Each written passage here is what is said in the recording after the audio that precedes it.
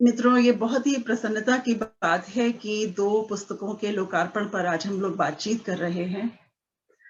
और साहित्य, साहित्यकार, साहित्य का असर, साहित्य का प्रभाव क्या होता है, वो हम कोहली जी के जीवन के माध्यम से हम जान रहे हैं, देख रहे हैं, देखते रहे हैं। और आगे भी हम लोग लंबी बातचीत उस पर करेंगे, उनकी स्मृतियों पर, उनके लेखन पे बहुत सारी चर्चाएं होंगी, मुझे पूरा विश्वास है। और हम सबका मन जो भरा हुआ है बहुत कुछ कहने को, जिसे आधे मिनट, 1 मिनट, 1.5 मिनट में नहीं कहा जा सकता, वो सब आगे के कार्यक्रमों में, अनेक कार्यक्रमों में होगा। तो आज के कार्यक्रम पर मैं चर्चा करती हूँ, आगे बढ़ती हूँ। कोहली जी को फिर से प्रणाम करते हुए, उनसे आशीर्वाद लेते हुए। और आज का पहला जो हम लोग बातचीत करने वाले हैं वो लोकार्पण की बातचीत है। और पहला ऊपर जो हम जिस पे किताब पे बात करेंगे वो है अनिल प्रभा कुमार जी की जो पुस्तक है सितारों में सुराख, उस पर हम लोग बातचीत करेंगे, उसका लोकार्पण है। ये बहुत ही प्रसन्नता की बात होती है जब किसी लेखक की कोई रचना प्रकाशित होती है, किसी पत्रिका में, बहुत मन प्रसन्न होता है। और फिर जब उन रचनाओं का संकलन प्रकाशित होता है तो और भी अधिक प्रसन्नता होती है। इसके बाद अगर कोई लेखक अपना एक स्वतंत्र उपन्यास लिखे और उसका प्रकाशन हो, तो निस्संदेह जैसे एक यज्ञ पूर्णाहुति पर पहुंचता है, उस प्रकार का भाव मन में जागता है। अनिल प्रभा कुमार जी जो कि यूएसए में रहती हैं और बहुत प्रतिष्ठित लेखिका हैं, उनके कहानी संग्रह आ चुके हैं, उन पे बहुत सी चर्चाएं हुई, उनकी कहानियां ये यूनिवर्सिटी में भी कोर्स में लगी हुई हैं। उनके इस उपन्यास पर हम लोग बातचीत करेंगे। मुझे हमेशा से ये लगता है कि जैसे हमारे तुलसी बाबा कह गए कि स्वांतः सुखाय, तो स्वांतः सुखाय की जो प्रक्रिया है वो तो लेखक के मन में होती है, लेकिन उसकी क्रिया यानी कि उसके जो कारक हैं, संदर्भ हैं, वो हमें समाज से मिलते हैं। तो प्रक्रिया भीतरी है, लेकिन जो क्रिया है वो बाहर से आई और बाहरी पृष्ठों पर प्रकट हुई, और उसकी फिर प्रतिक्रिया जो है वो पाठक और आलोचक देता है। तो इस तरह से क्रिया, प्रक्रिया और प्रतिक्रिया, इन तीनों के संदर्भ से लेखन के जो संवेदना की रंगीन चूनर है वो उभरती है इस त्रिकोण से। और उस संवेदना में जब जीवन का गद्य, जीवन का यथार्थ मिल जाता है, तो वो बन जाता है जीवन का महाकाव्य। जीवन का महाकाव्य यानी कि उपन्यास।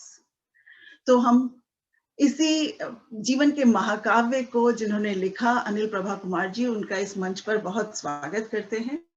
बहुत अधिक समय ना लेते हुए मैं उनका थोड़ा सा संक्षेप में परिचय देती हूँ, क्योंकि उन्होंने उनकी कहानियां जो हैं बहुत सारी पत्रिकाओं में छपी हैं। उनकी प्रकाशित पुस्तकें हैं बहता पानी, कतार से कटा घर, ये 2 कहानी संग्रह उनके आए हैं। और उजाले की कसम उनका कविता संग्रह है। अब सितारों में सुराख जो है वो पहला उनका उपन्यास आया है। इतना बड़ी बात होती है उपन्यास लिखना, और उस उपन्यास की प्रतियां अभी कोविड कारण से उनके हाथ में नहीं आ पाई हैं, और हम लोग आज इसका लोकार्पण कर रहे हैं। इसकी ये उपन्यास जनवरी में आया भावना प्रकाशन से। जी, अरे वाह वाह। मैं बल्कि ये कहने वाली थी अनूप जी से कि अगर वो दिखा सके, जो हमारा जो मुख्य प्रश्न है जो मैंने उन्हें भेजा था, अगर वो दिखा सके हमें, तो सब लोग देख सकेंगे यहाँ पे।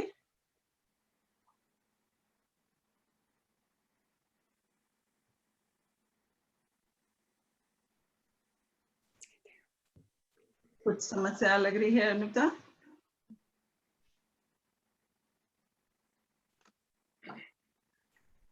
तो सितारों में जो सुराख कर दे, वो लेखनी कितनी तीखी होगी, वो संवेदना कितनी धारदार होगी, इसका हम केवल अनुमान कर सकते हैं। हम लोगों को वो उपन्यास मुझे आशा है कि शीघ्र ही पढ़ने को भी मिलेगा। भावना प्रकाशन ने प्रकाशित कर दिया है, लोग उसे खरीद रहे हैं। विजय कुमार मल्होत्रा जी ने अपनी टिप्पणी के माध्यम से हम सभी को चौंका दिया था कि उन्होंने भावना प्रकाशन से ये उपन्यास लेकर पढ़ भी लिया और उस पर टिप्पणी करी थी। तो जो गद्य है, उपन्यास है, कहानियां हैं, वो विस्तार की बात है। उस विस्तार में कई बार तीखापन होने लगता है, लेकिन नाम से ही, शीर्षक से ही जो स्पष्ट है कि सितारों में सुराख है, तो मुझे पता है कि उसकी जो तीक्ष्णता है, पैनापन है, वो बिल्कुल नहीं खोया होगा।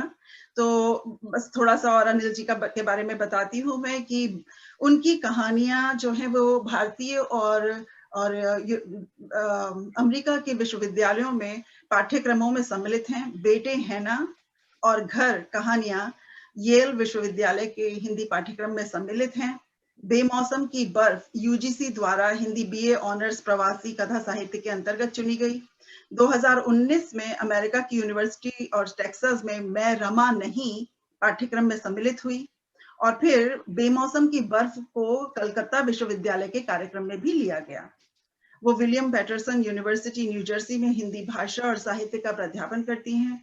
ज्ञानोदय के नई कलम विशेषांक में अपनी पहली कहानी खाली दायरे पर प्रथम पुरस्कार मिला। पहली कहानी पर ही पुरस्कार मिलना वो बहुत बड़ी बात होती है और इससे पता चलता है कि जब शुरुआत ही इतनी बढ़िया है तो निस्संदेह ये उपन्यास और आगे आने वाले सारे लेखन के लिए मैं उन्हें बहुत बहुत बधाई देती हूँ और शुभकामनाएं देती हूँ। 2018 में उत्तर प्रदेश हिंदी संस्थान द्वारा विदेशी हिंदी प्रसार पुरस्कार से वे सम्मानित हैं और इनको अभिव्यक्ति कथा महोत्सव में फिर से कहानी पर भी पुरस्कार मिला है। 2020 में ढींगरा फैमिली फाउंडेशन अंतर्राष्ट्रीय कथा सम्मान में उन्हें कहानी विधा के लिए कतार से कटा घर में कहानी संग्रह को उनका पुरस्कार मिला और स्वतंत्र लेखन करती हैं अनिल जी और उनके विचारों में भी हमें बहुत स्पष्टता दिखाई देती है। संवेदना में वे अपनी बहुत स्पष्ट है, खुली हुई हैं, भावनाओं से भीगने के बाद भी वो तार्किक संदर्भों को और सामाजिक संदर्भों को कभी नहीं भूलती। ये मुझे उनकी कहानियों के माध्यम से 5 मिनट हो या उनकी सफेद चादर, जो वो कहानियां वो भीतर मन में झंझनाती रहती हैं। तो अनिल जी, आपका इस मंच पर बहुत बहुत स्वागत, बहुत बधाई। और मैंने क्योंकि ये उपन्यास अभी मैं देख रही हूँ और कहानियों के माध्यम से मैं आपको बहुत लंबे समय से जानती रही हूँ और बहुत अच्छा लिखती हैं, छाप छोड़ती हैं मन में, तो मैं पूछना चाहती हूँ कि कहानियों में तो फिर भी एक बैठक में, 2 बैठक में आप कहानियों को संवारते हैं। उपन्यास एक लंबी प्रक्रिया है। इसको लिखते हुए, और पहला उपन्यास है ये आपका, तो इसको लिखते हुए आप किन मानसिक प्रक्रियाओं से गुजरी, किस प्रकार से आपने इसको आकार दिया, विचार बिंदु इसके उठाए, इसके बारे में हमें कुछ बताइए। शैलजा जी, नमस्कार आप सब लोगों का जो आज उपस्थित हैं, जिन्होंने इस कार्यक्रम का संयोजन किया है। जब सभी लोग आज कोहली जी को श्रद्धांजलि दे रहे हैं तो मैं एक पंक्ति बोलूँगी। मैं बात नहीं करना चाह रही थी, पर नरेंद्र कोहली जी के साथ हमारे पारिवारिक संबंध है, बहुत अच्छे संबंध हैं, थे, अब तो कहना होगा। और मेरे उपन्यास बहता पानी की भूमिका भी उन्होंने लिखी। तब मुझे याद है मैंने बहुत लंबे अंतराल के बाद दोबारा लिखना शुरू किया और ये बात मुझे आज ख़ास करके कहना चाहती हूँ। कोहली जी हमारे घर रात को रुके हुए थे, मधुरिमा जी भी, और मैं बहुत डरते-डरते मैंने दोबारा कदम रखा और ये कहानी बेटे हैं ना, ये मैंने कहा कोहली साहब मैं आपको एक कहानी पढ़ के सुनाती हूँ, आप बताइए कैसी है? मधुरिमा और वो दोनों हमारे ड्राइंग रूम में बैठे हुए थे। हम लोग कारपेट के ऊपर ही बैठे बात कर रहे थे। तो कहानी सुनी उन्होंने। कहते हैं, "क्या किया तुमने? उपन्यास का सारा इसमें इस कथानक का मसाला था, तुमने कहानी लिख दी। ये इसका तो बहुत विस्तार हो सकता था।" उन्होंने भूमिका में भी लिखा, "मैं तुमसे उपन्यास लिखने की आशा करता हूँ।" मैं हँस देती थी, उपन्यास कहाँ लिखा जाता है? 10 साल पहले भी मैंने उपन्यास लिखने के बारे में सोचा, पर कभी लगा कि इस विषय में इतनी गहराई नहीं, पकड़ नहीं, इतना विस्तार नहीं है, जो मैं लिख सकूँ। आज पर कोहली जी को पता लग गया था कि मैं उपन्यास लिख रही हूँ और मेरा उपन्यास पूरा हो चुका है। उन्हें उनसे मधुरिमा जी से बात हुई थी और मैं 18 में उनके घर से उनके घर गई थी, मिलने गई थी और बहुत ही ज़्यादा वो मेहमान नवाज़ी करते थे, ख़ातिर करते थे।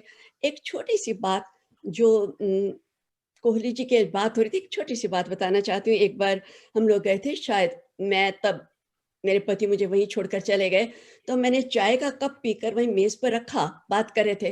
कोहली साहब आए, उन्होंने मेरे चाय का कप उठा लिया और जाकर टेबल पर सिंक पे रख दिया। मैं बता नहीं सकती कि मुझे कैसा महसूस हुआ।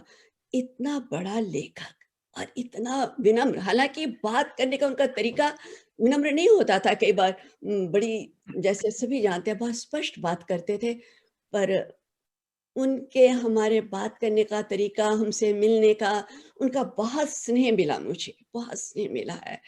और आज कोहली साहब देखिए, पुस्तक का लोकार्पण हम उनकी याद में कोई आज अच्छा करने नहीं है। जा रहे हैं, तो अ, जी। अच्छा, इस उपन्यास के बारे में बात करती हूँ। जी। अ, कहानियाँ मैंने लिखी क्योंकि छोटा विषय, और कुछ मेरी एक आदत है, कहीं पढ़ा था कि एक शब्द भी फालतू नहीं होना चाहिए, तो मैं बहुत संक्षेप में लिखती हूँ। तो आज जब इस उपन्यास की बात हुई, ये शायद 2018 की बात है। उस समय अ, वैलेंटाइन डे था, 14 फरवरी को अमेरिका के एक स्कूल में गोलियाँ चल गई, और बहुत पहले से ऐसा हो रहा है, कभी गोलियाँ चली, लोग मारे गए, घटना बहुत विह्वल करती है, लेकिन आगे बढ़ जाते थे। लेकिन इस बार जब हुई, और छोटे बच्चे जो पहले, उससे पहले प्राइमरी स्कूल के बच्चे, फिर उसके बाद जब ये किशोर अवस्था के बच्चे थे, तो एकदम से इस घटना ने मुझे झकझोर दिया। झकझोर दी तो हर घटना थी, पर इस बार ऐसा होने पर मुझे लगा कि ये कुछ बहुत ही भयानक बात हो रही है। और मेरे मन में उस समय ये बीज पड़ा, अ, जो मैं बात कहना चाह रही थी कि जो लेखक होता है, साहित्यकार, वो इतिहासकार नहीं होता, परंतु इसके बावजूद उसके लेखन में कहीं न कहीं वो अपने समय को, अपने स्थितियों को, उस काल को, समय को वो दस्तावेज की तरह प्रस्तुत करता है। और जब ये घटना हुई तो मुझे लगा कि ये इस समय का, इस स्थान का, अमेरिका का जहाँ मैं रह रही हूँ, ये केवल यहीं का एक सत्य है, और मुझे इसको लिखना होगा। इस तरह से मेरे मन में आए, कुछ एक बीज पड़ गया, और ये बात हर वक़्त मन में रही, कुछ बेचैन करती रही संवेदना के स्तर पर, और विचार के स्तर पर भी ये बात चलती रही। एक बस बीज था मेरे दिमाग में, लिखना है, लेकिन मुझे अनुभव नहीं था।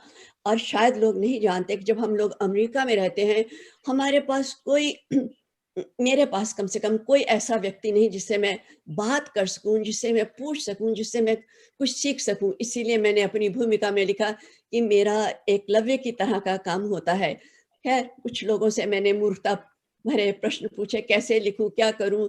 कुछ ने बहुत अच्छे से बताया, कुछ ने टाल दिया, तो मैंने खुद ही प्रयास किया। लेकिन कि मैंने फिर इसके ऊपर शोध काफ़ी किया। जी। शोध और कल्पना के मिश्रण के साथ ये उपन्यास की रूपरेखा मैंने बनाई। मुझे लगा कि इसका फलक इतना बड़ा है इस घटना का, कि मुझे इसे उपन्यास का रूप में दे सकती हूँ। ये मेरे धीरे-धीरे लिखने के 15 वर्ष के बाद ये स्थिति आई कि मैं उपन्यास ये लिख सकती हूँ।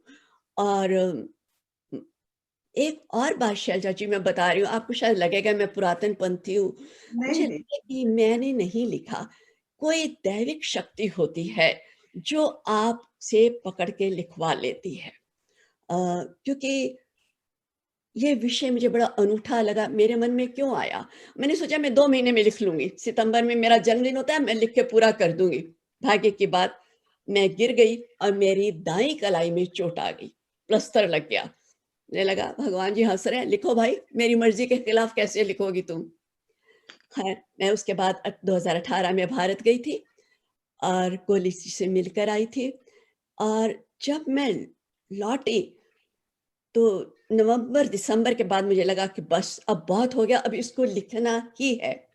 और तब मैं बैठ गई, और मैंने फिर उसके बाद मेरे लिए साधना थी, सच में। मैंने ऐसे लगा जैसे कि घर में कोई यज्ञ हो रहा है, और मैंने इसको इतनी ही निष्ठा के साथ, इतनी ही संवेदना के साथ लिखा, इसके बाद दिन-रात मैं बस यही बात करती थी कि ये हो गया, चीनी मियाँ को ये हुआ, जैसी ऐसा सोचती होगी, और जैसा मैंने सोचा था, मैं वैसा नहीं लिख पाई। मेरे जो इसका नायक है जय, अ, मैंने जब उसको आरंभ किया, तो मुझे वो कुछ-कुछ खलनायक जैसा लगा। पर अंत तक आते-आते वो एक बड़ा सहृदय पिता और पति निकला। जैसी मुझे शायद कहीं मेरे दिमाग में ऐसे, जिसको कहते हैं इम्प्रेशंस जिसको कहते हैं वो होंगे, कि इस तरह से होते हैं, जैसे कहते था वही होगा, पहला भाव था। और ये कई कई जगह से कई स्रोत होते हैं हमारे मन में, बिंदु कई कल्पना में होते हैं, दुख सुख छिपे होते हैं, पर जब आप लिखते हैं तो वो अपना एक रूप ले लेते हैं। जैसी मैंने बहुत कमजोर दिखाई शुरू आरंभ में, उसने अपना रूप अपने आप ले लिया और एक शक्तिशाली महिला के रूप में बन गई। तो मुझे कई बारी लगता है कि ये ऊपर वाला लिखवा रहा है, मैं नहीं लिख रही।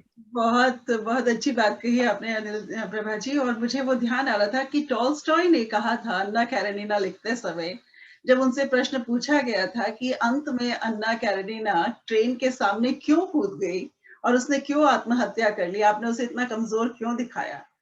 तो टॉल्स्टॉय जी ने कहा कि मैंने उसे बहुत रोका, लेकिन उसने मेरी सुनी नहीं और वो कूद गई। तो मुझे लगता है कि जब लेखक कोई पात्र लिखता है, सृजता है, उसको रचता है, तो वो पात्र अपना रूप अपने आप ही लेता है। वो लेखक की उँगलियों में, लेखक की लेखनी में बंधा नहीं रहता। और इस तरह से लेखक एक अंतः प्रक्रिया से जिससे गुजरता है, वो मुक्त होने की प्रक्रिया होती है। जैसे आपने कहा कि बायसेस थे अमेरिका के पृष्ठभूमि पर, उस घटना की पृष्ठभूमि पर लिखा हुआ ये उपन्यास, जहाँ आप किसी पात्र को किन्हीं संदर्भों में सोचती हुई आगे बढ़ी, लेकिन वो उससे कहीं आगे बढ़े निकल गए, क्योंकि जो आपकी जानकारी की छाप थी आपके दिमाग में, उससे ज्यादा अधिक बड़े होकर के उन्होंने संवेदना का रूप अपना ले लिया। और तो ये तो बहुत ही अच्छी बात होती है। इसका मतलब कि वो कालजयी पात्र होते हैं, क्योंकि वो लेखक के द्वारा नहीं लिखे गए, लेखक केवल माध्यम बना उनके उनके विचारों को प्रस्तुत करने वाला। तो मैं ज़रूर से चाहूँगी कि अनिल प्रभा जी, आप एक छोटा-सा अंश अगर हमारे सभी दर्शकों के सामने प्रस्तुत करें, तो आपके इस उपन्यास से, जिसके बारे में अब सबके मन में उत्सुकता बहुत अधिक बढ़ गई होगी, तो आप उसको एक अंश प्रस्तुत करें तो सबको बहुत अच्छा लगेगा। मैं इसका एक छोटा-सा अंश पढ़ती हूँ, मैं उसकी भी एक रोचक कथा बताती हूँ कि मैं रात के वक़्त लिखती हूँ। जब सारे घर गृहस्थी के काम ख़त्म करके, वो मेरा एक रूप होता है। जब लिखती हूँ तो मेरा दूसरा रूप होता है। अकेले में बैठ के लिख रही थी और ये बिल्कुल कल्पना से लिख रही हूँ, लेकिन उस पात्र के दुःख में इतना डूब गई, अकेली थी, कमरा बंद और मैं लिख रही हूँ। मैं फूट-फूट के रो रही हूँ और मुझे हँसी भी आ रही है कि मैं कल्पना कर रही हूँ, खुद ही लिख रही हूँ और खुद ही रो रही हूँ। पर इसीलिए ये एक मुझे विशेष लगा। लेकिन कई बार मेरे दिमाग में कुछ एक बिंदु अवश्य होता है कि मैंने इसका अंत लिखा है, ये एक पंक्ति थी मेरे मन में कि कौन-सा रिश्ता? और उसी पर मैंने अच्छा, एक और मैंने किया, उपन्यास को छोटे-छोटे अध्यायों में अलग-अलग शीर्षक दिए। ये एक प्रयोग था कि अपने आप में ये कहानी भी पूरी होंगे, पर पता नहीं हो पाया नहीं। लेकिन मैं आपको जो अंश पढ़कर सुनाती हूँ, उसका वो है कौन-सा रिश्ता। गंभीर है और हम लोग दिन-रात आजकल मृत्यु की बात करते हैं और ये मृत्यु और अवसाद से ही संबंधित है। लेकिन आप देखें सुनेंगे तो अपना निर्णय अपने आप लीजिए। दुःख कितनी ही शक्लें बदल सकता है, किसके भीतर जाकर इसके रसायन क्या रूप धर लेंगे, इसका कोई फ़ॉर्मूला नहीं होता। हर चेहरा, हर दिमाग और हर दिल इस दुःख के करंट से क्या-क्या उपकरण घड़ लेंगे, कोई नहीं जानता। जब सिसक कर थक गया दुःख भीतर की ओर मुड़ता है, तब वहाँ अवसाद की खाई की शुरुआत हो जाती है। अंधेरा, संशय और भीषण संत्रास जिंदगी स्वयं समर्पण कर देती है। तुमने आंक दिया कि मेरी कोई कीमत नहीं, तो ना सही। चिन्नी चिन्मिया का छोटा नाम चिन्नी डूब रही है। बहुत गहरा अंधेरा है, बस कोई ठोस जमीन नहीं है। उम्मीद की कोई तर्क नहीं, कोई उत्तर भी नहीं, बस एक एहसास है खालीपन का। इस खालीपन को भरने की जैसे कोई वजह भी नहीं रही। जैसे जब किसी भी पल का कोई भरोसा नहीं, जीने और मरने का कोई मकसद नहीं, तो फिर छोड़ दो ना अपने को, जो भी होता है होने दो। क्यों कोई कोशिश भी करनी?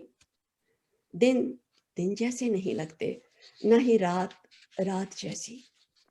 सब कुछ जो घटित होता है, वो जैसे बादल का टुकड़ा हो, हाथ की पहुंच से दूर।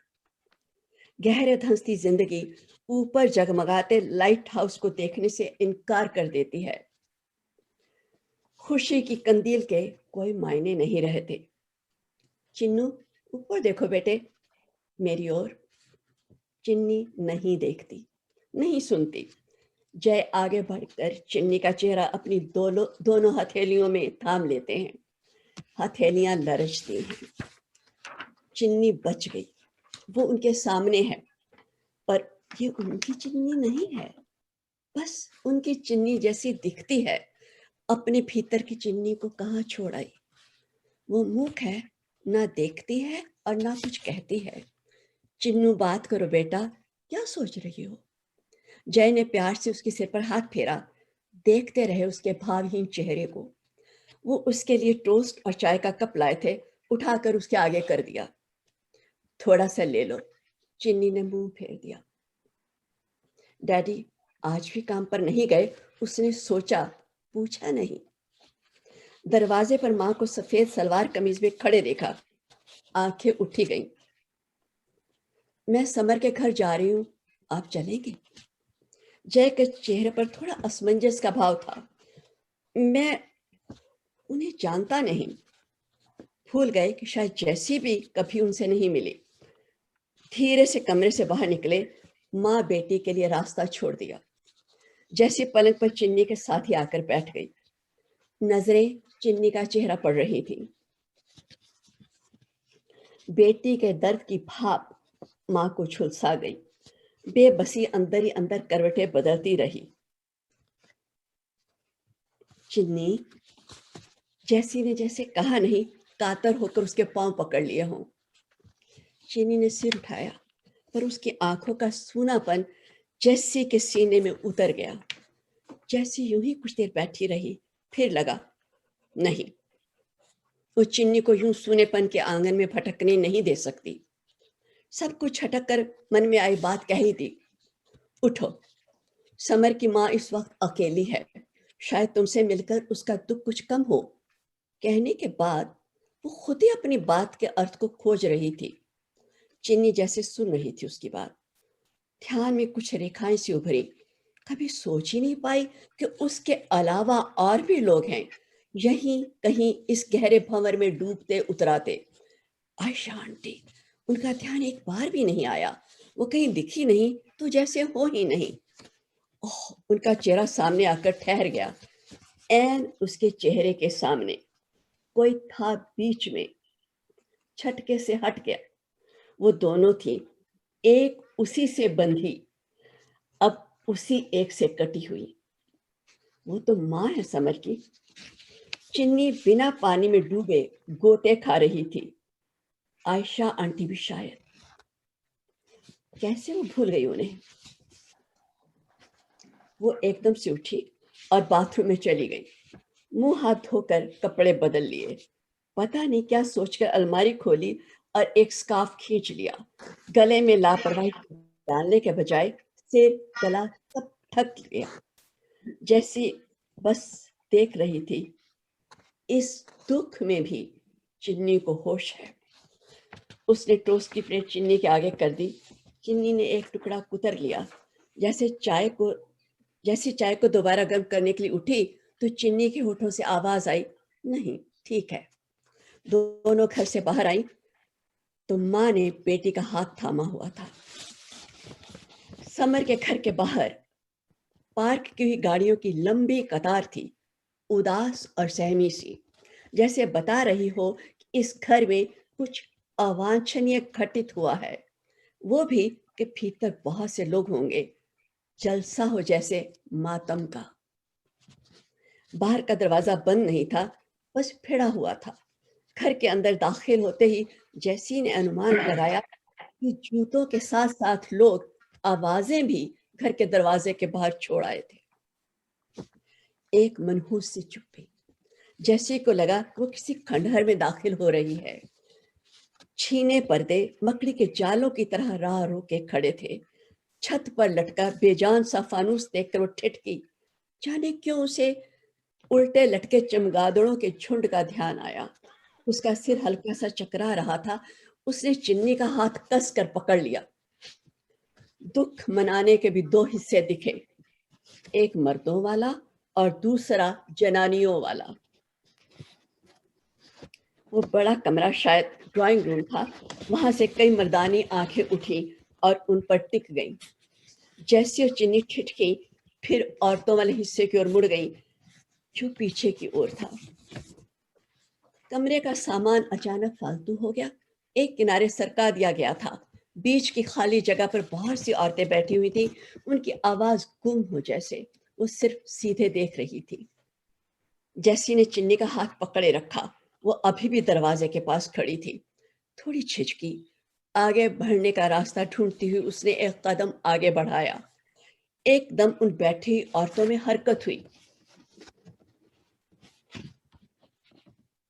कई सफेद और काले दुपट्टों से ढके सिर थोड़ा पलटे थे। थोड़ी सरसराहट हुई। कुछ लोग इधर उधर हुए। आंखों में अजनबीपन के सवाल थे। जैसी को अजीब नहीं लगा। वो सब समझ रही थी।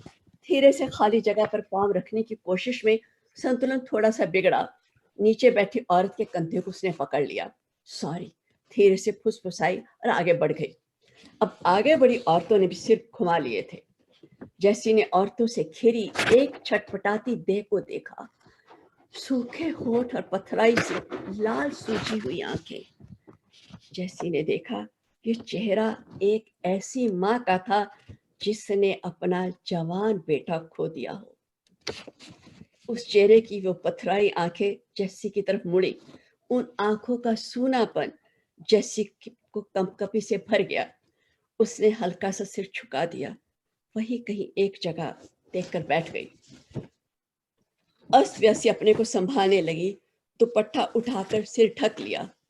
अभी ठीक से वो संभली भी नहीं थी कि शांत पड़ा कमरा चीखों से दहल उठा।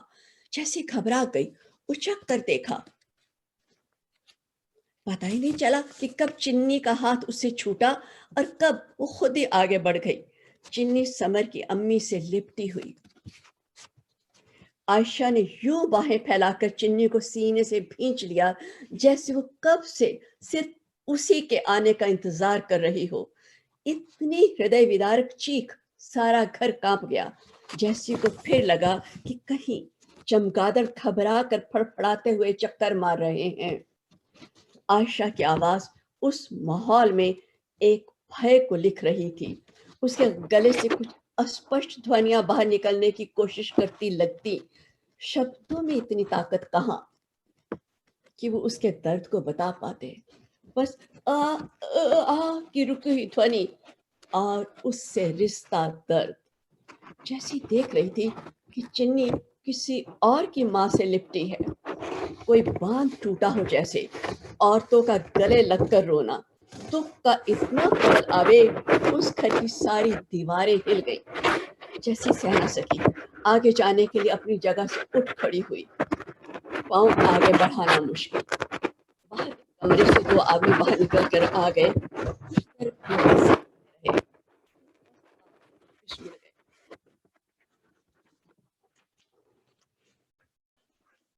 तब तक वहां बैठी औरतें हरकत में आ गईं। उन्होंने आयशा और चिन्नी को अलग किया। धीरे धीरे दोनों को सांत्वना देती रही। हाथ उनकी पीठों को सहलाते रहे। एक सवाल उस कमरे में कौंधता रहा।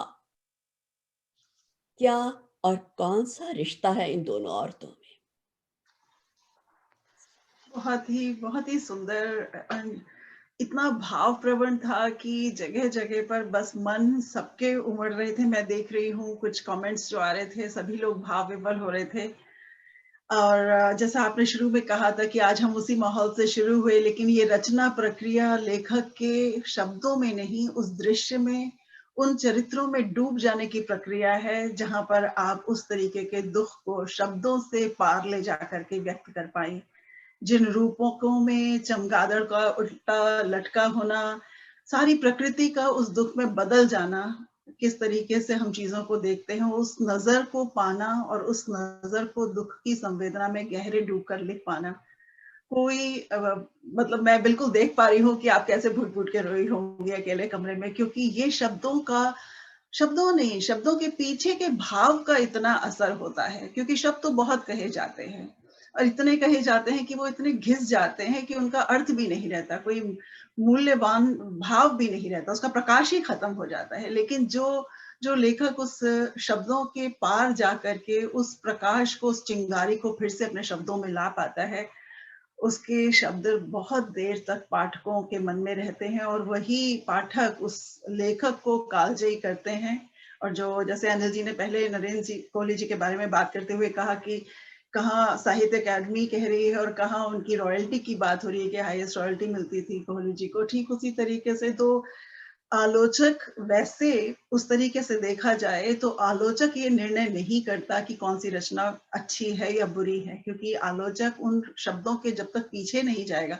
लेकिन समालोचना जो है वो लेखक और पाठक के बीच में एक सेतु का काम करती है। ये समालोचना पाठकों की संवेदना को और थोड़ा सा विस्तार देकर, जैसे खिड़कियों के पर्दे खुल जाते हों और उन पर्दों के पीछे से झांकता हुआ जो लेखन का सूर्य है वो पाठकों के मन तक उतर आए, वो काम करती है समालोचना। और आपके सुंदर उपन्यास की समालोचना के लिए मैं आज जिनको बुला रही हूँ वो बहुत बड़े भाषाविद हैं, साहित्य से गहरा प्रेम है उनको, वो है विजय कुमार मल्होत्रा जी। डॉक्टर विजय कुमार मल्होत्रा पूर्व निदेशक राजभाषा रेल मंत्रालय से और भारत सरकार नई दिल्ली से रिटायर हुए। अनिल प्रभा जी, आपके इस उपन्यास को पूरी तरीके से खरीद कर, किताब को पढ़कर एक सुधी पाठक, एक सुधी आलोचक के रूप में विजय कुमार मल्होत्रा जी यहाँ पे उपस्थित हैं। मुझे बहुत खुशी है, क्योंकि कई बार क्या होता है कि कोई नई पुस्तक आती है तो हमें लेखक को भी समझ में नहीं आता किस प्रकार से वो कहाँ किन लोगों को कहे कि ये पुस्तक आ गई है, या प्रकाशक ही स्वयं कहता है। और हम लोगों को जो वैश्विक हिंदी परिवार का जो समारोह है, जहां से आज हम बैठे हुए, केंद्रीय हिंदी संस्थान और विश्व हिंदी सचिवालय और वैश्विक हिंदी परिवार की जो ये समायुक्त प्रस्तुति है आज, उसके पटल पर विजय कुमार मल्होत्रा जी ने टिप्पणी लंबी लिखी। और जब मेरी उनसे बात हुई तो उन्होंने बताया कि उन्होंने ये उपन्यास खरीद कर पढ़ लिया है। तो आप, हमारे लिए बहुत बड़ी बात है कि अपने आप से जिन्होंने स्वयं उसको पढ़ा, गुना, समझा, वो कितने उन शब्दों में डूबे होंगे। ऐसे सुधी समालोचक हमारे विजय कुमार मल्होत्रा जी हैं, जिनको मैं स्वागत करती हूँ कि वे मंच पे आएंगे। मैं उनके बारे में थोड़ा सा सभी लोगों को बताना चाहती हूँ। हमारे जो यहाँ दर्शक हैं और जो परिवार के सदस्य हैं, वो सब उनकी भाषा और साहित्य और अनुवाद कार्य के प्रति जो समर्पण है विजय कुमार मल्होत्रा जी का, एक लंबी लगन के साथ उन्होंने जो लंबे समय से वो इस लगन के साथ जो जुड़े हुए हैं उसको जानते हैं। लेकिन जो अन्य लोग नहीं जानते उनको बताना चाहती हूँ कि 2009 से 2014 तक सी-टेक पुणे में भाषा सलाहकार रहे हैं। 2002 से 2009 माइक्रोसॉफ्ट इंडिया में भाषा के सलाहकार रहे हैं। 1978 से 2002 निदेशक राजभाषा रेल मंत्रालय भारत सरकार में रहे। 1970 से 1978 तक भारतीय रिजर्व बैंक और union bank of India Mumbai में हिंदी अधिकारी। और मैंने विजय कुमार मल्होत्रा जी को उनकी अनेक पटलों पर टिप्पणियों के माध्यम से जाना था। और 2020 में मुझे साक्षात रूप से विजय कुमार मल्होत्रा जी से मिलने का अवसर मिला, जब हमारे साथ में एक, जब इंद्रप्रस्थ कॉलेज में कार्यक्रम हो रहा था, वहां पर उनसे मिलना हुआ था। और 1996 से गुरुकुल कांगड़ी विश्वविद्यालय हरिद्वार से कंप्यूटर साधित अंग्रेजी हिंदी अनुवाद पर उन्होंने डॉक्टरेट किया। उस्मानिया विश्वविद्यालय हैदराबाद से उन्होंने भाषा विज्ञान में स्नातकोत्तर डिप्लोमा लिया। और दिल्ली विश्वविद्यालय से ही वो हिंदी में एमए हैं। संस्कृत, हिंदी, अंग्रेजी के साथ वो विद्यालंकार भी हैं। यूके और अमेरिका में अध्यापन कार्य और शोध कार्य कर चुके हैं। 1984 में यॉर्क विश्वविद्यालय यूके में हिंदी अध्यापन किया। 1996 में पेंसिल्वेनिया विश्वविद्यालय अमेरिका में हिंदी परिसर के विकास में सहयोग किया उन्होंने। और उनके अनेक लेखन और अनुदित कार्य हैं कि 1989 में उनका डॉक्टर एस राधाकृष्णन द्वारा लिखित हमारी विरासत और रचनात्मक जीवन का हिंदी में अनुवाद का कार्य आया। 1982 में राजभाषा के नए आयाम आया। 1996 में हिंदी में कंप्यूटर के भाषिक आयाम आया। और 2015 में पंडित अजय भांबी द्वारा लिखित प्लानिटरी मेडिटेशन का हिंदी अनुवाद किया।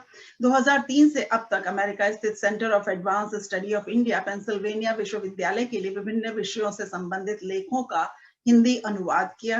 2018 में अमेरिकन विश्वविद्यालय वॉशिंगटन डीसी के लिए स्वास्थ्य संबंधी लेखों का हिंदी अनुवाद किया।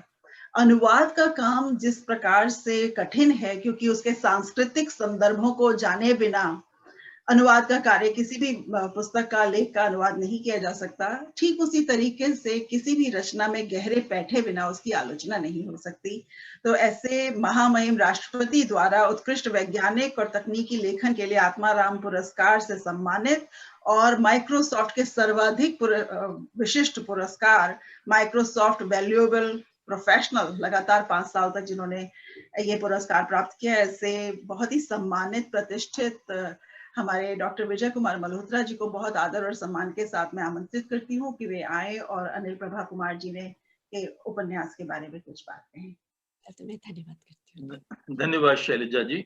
बिना किसी पूर्व भूमिका के मैं बात शुरू करता हूँ, लेकिन अपनी बात शुरू करने से पहले मैं आज सुर्खियों में प्रकाशित एक दुखद समाचार को पढ़ना चाहूंगा।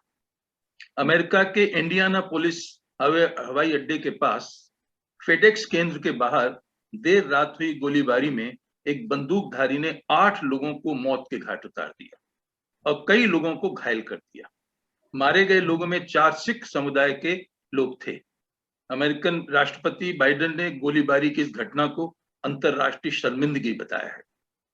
इसी समस्या पर केंद्रित सितारों में सुराख अमेरिका में बसी हिंदी साहित्यकार अनिल प्रभा कुमार का सद्य प्रकाशित उपन्यास है।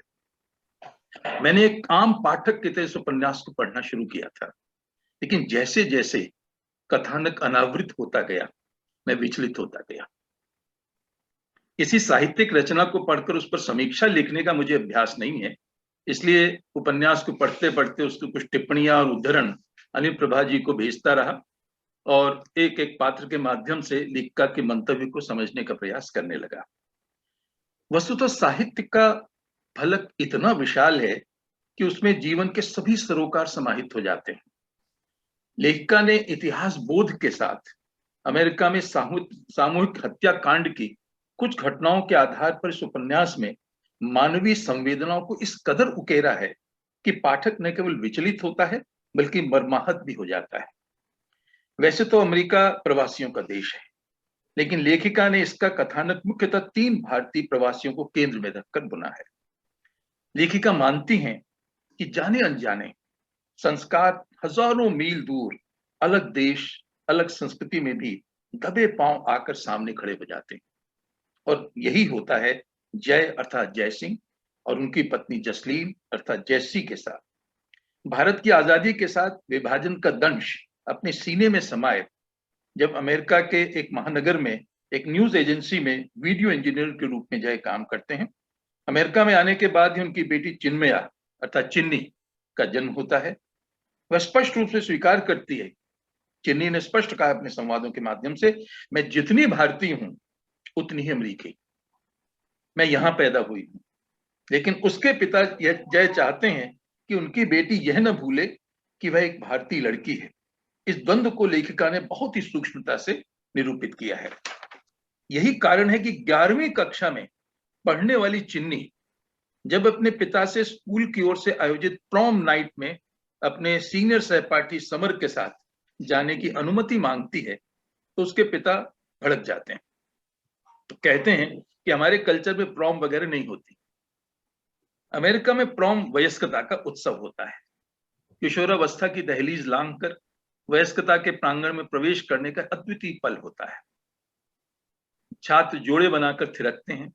अन्य छात्र छात्राओं की तरह चिन्नी भी इस उत्सव में भाग लेने के लिए बहुत उत्साहित है।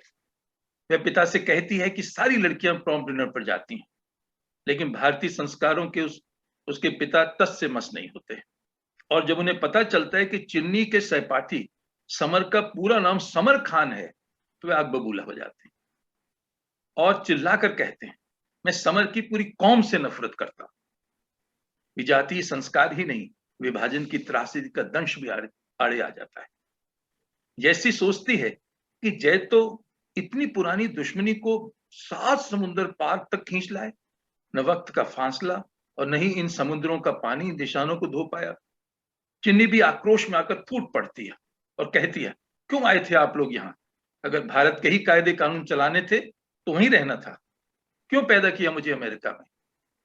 इस बीच जय के साथ एक ऐसा हादसा हो गया जिसने उसके चेहरे पर हमेशा के लिए लिख दिया पराजय। आधी रात का सन्नाटा, उजड़ा हुआ सबवे, सीढ़ियों से उतरते बल्ब की मध्यम रोशनी में जय ने अचानक ही धातु की कोई सख्त ठंडी चीज अपनी कनपटी पर महसूस की। चेहरा घुमाया तो देखा कि इसकी मास्क पहने एक अश्वेत लंबी और छरहरी आकृति उसके सामने खड़ी थी। दहशत के मारे जय की चेतना सुन्न हो गई। युवक ने बंदूक ताने हुए ही दूसरा हाथ बढ़ाकर उसकी जेबें टटोली और वॉलेट निकाल लिया और जय को पीछे की ओर धक्का दे दिया। लड़खड़ाते हुए कदमों से वह दफ्तर वापस लौटने लगा। उस रात के बाद जय वह जय नहीं रहा। एक इस्पात की बनी मौत जैसी ठंडी बंदूक ने उसकी कनपटी पर एक अदृश्य भाषा में दाग दिया था पराजय।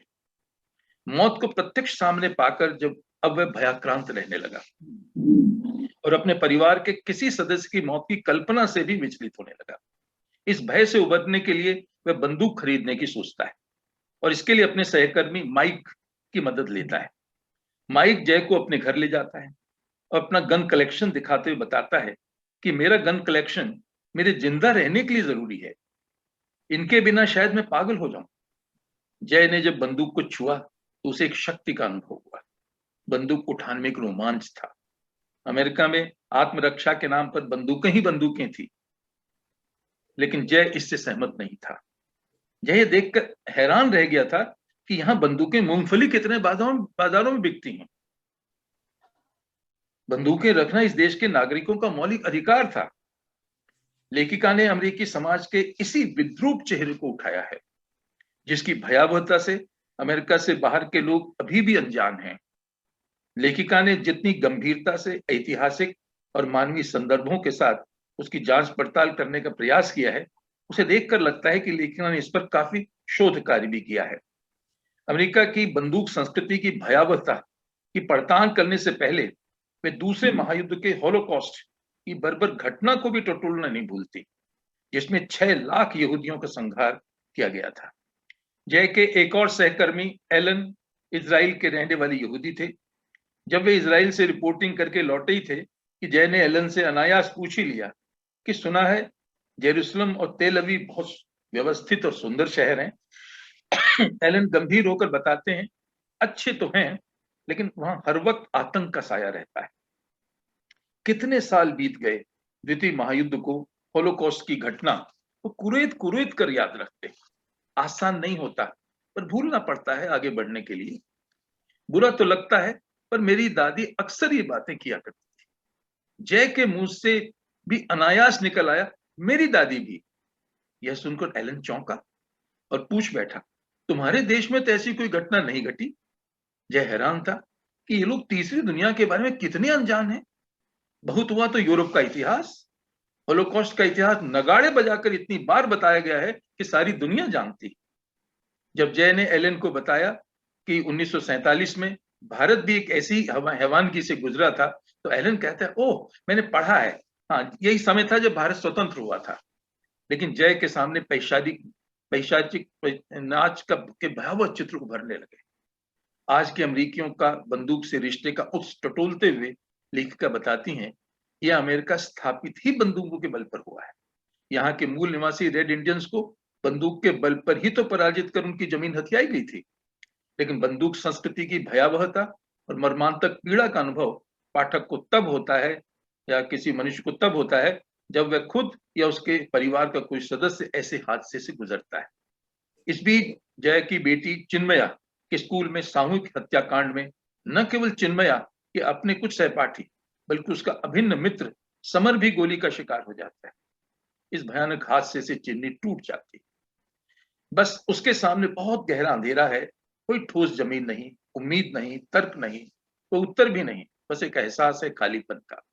इस खालीपन की वजह भी नहीं रही, जैसे जब किसी भी पल का कोई भरोसा नहीं, जीने और मरने का कोई मकसद नहीं, तो छोड़ दो अपने आप को, जो भी होता है होने दो, क्यों कोई कोशिश करनी।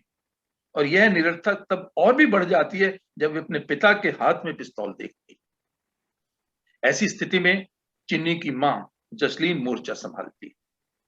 वह बेटी की वेदना से न केवल विचलित होती है, बल्कि चिन्नी जैसे सभी बच्चों के भविष्य को बचाने के लिए एक जिम्मेदार अभिभावक के तौर पर बंदूक संस्कृति के विरुद्ध संघर्ष में शामिल हो जाती।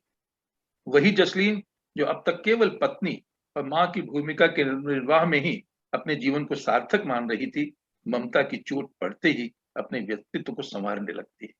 वही डरी सहमी जसलीन जो पति के मात बस कहते ही चुप हो जाती थी, अब अपने बच्चों के सुरक्षित भविष्य के लिए सचेत हो जाती है।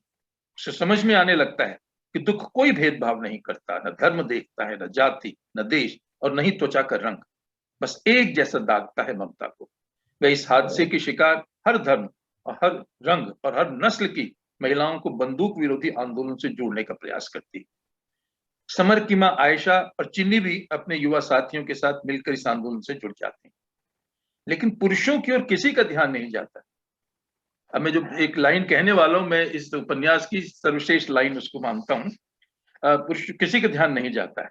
ऐसी स्थिति में समर के अब्बू चिन्नी से पूछते हैं, एक बात बताओ चिन्नी, क्या बाप के सीने में दिल नहीं होता? ये लाइन मैं समझता हूं कि अनिल प्रभा जी की बहुत ही संवेदनशील एक से पंक्ति है। और चिन्नी बस अपराधी की तरह उन्हें देखती रह जाती है। कैसे भूल गई मैं?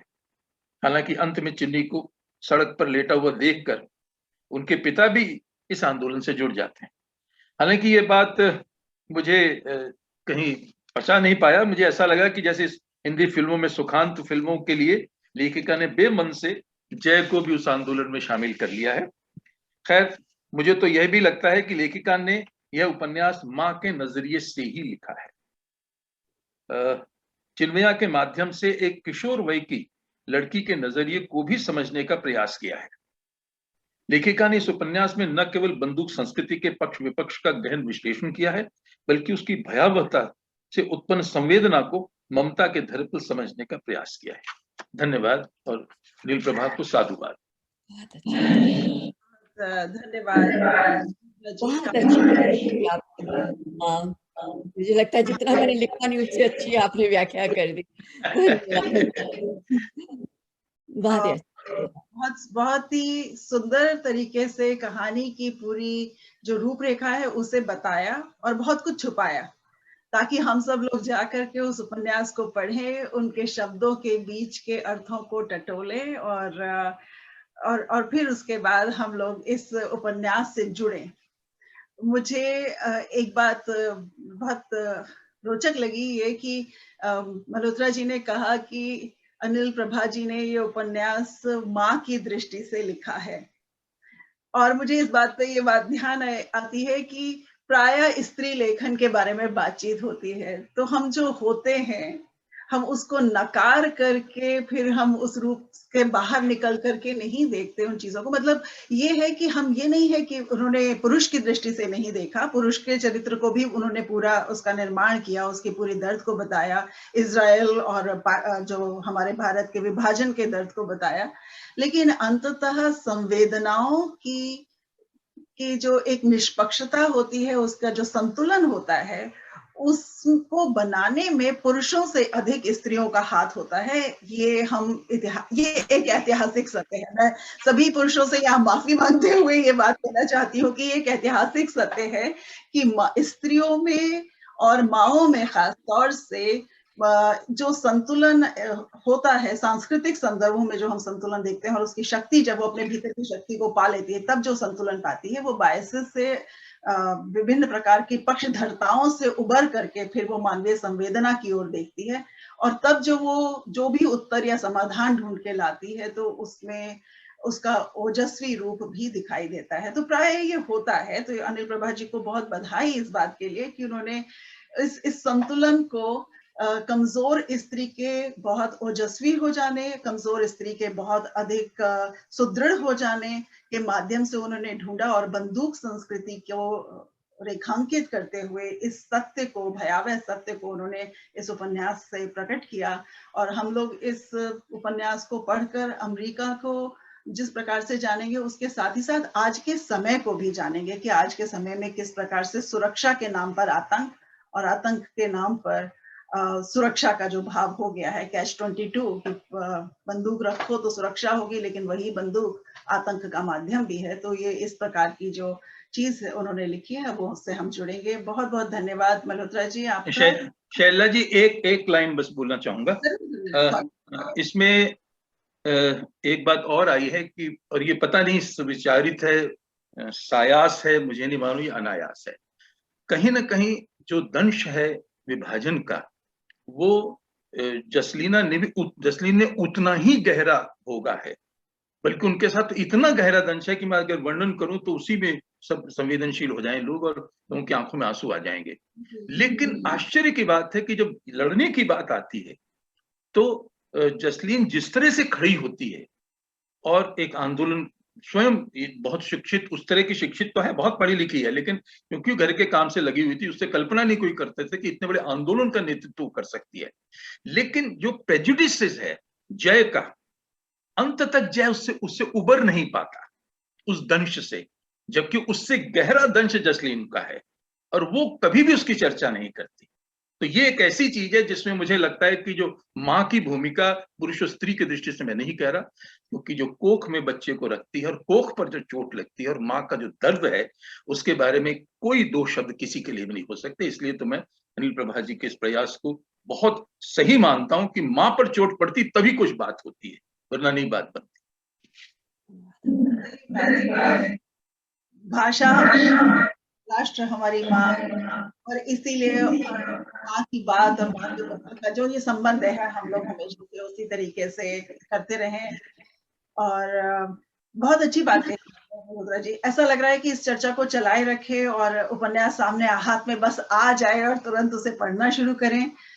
मैं जानती हूँ कि अनिल जी ने भी पढ़ लिया था, अनिल जी का स्वास्थ्य ठीक नहीं रहा। हम सब लोग चाहते हैं कि वे जल्दी ही स्वस्थ हो जाएं और फिर कभी इस उपन्यास पर अनिल जी भी अपनी बात रखें, ऐसा हम चाहते हैं। लेकिन हम ये भी चाहते हैं कि अनिल जी पूरा आराम करें और जल्दी स्वस्थ हों। उनकी स्वास्थ्य की कामना करते हुए मैं आगे बढ़ती हूँ और सभी लोगों से कहूंगी, सुधीजनों से, जो लोग भी ये पुस्तक पा सकते हैं भावना प्रकाशन से, आप जरूर खरीदिए, पढ़िए।